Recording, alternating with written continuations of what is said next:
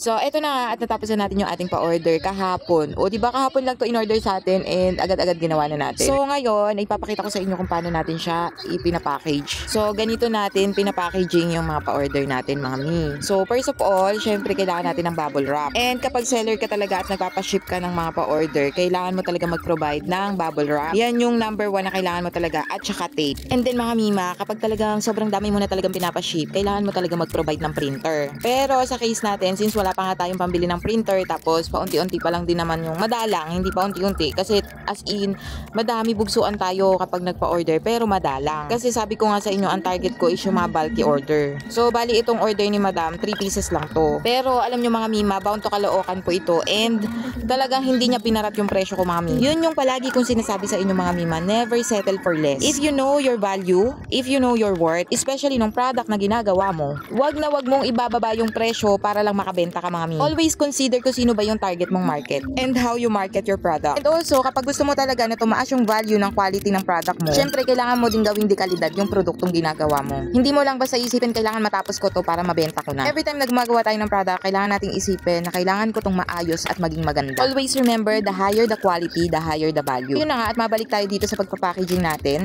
As in, talagang sobrang dami kong nilalagay na tape. Kasi most of the time, alam naman natin kapag nalagay na siya sa truck or sa rider, kung minsan talaga napipipis siya. Hindi rin naman natin masisi yung mga rider kasi talaga namang sobrang dami din nilang kinukuhang produkto na transfer sa iba-ibang lugar. Kaya naman hindi maiiwasan na yung iba ay nagkakasira-sira na. At syempre, hindi ko kinakalimutan mag-note sa mga package ko na pakiingatan yung produkto para naman safe na nakakarating talaga kay client. At sa mga nagtatanong kung paano nga ba ako nagpapaship, well, sa susunod na video, i-discuss ko naman po yan. So, kung nagustuhan nyo tong video na to, please don't forget to like, share, and comment mga mima. And see you sa next video. Thank you for watching.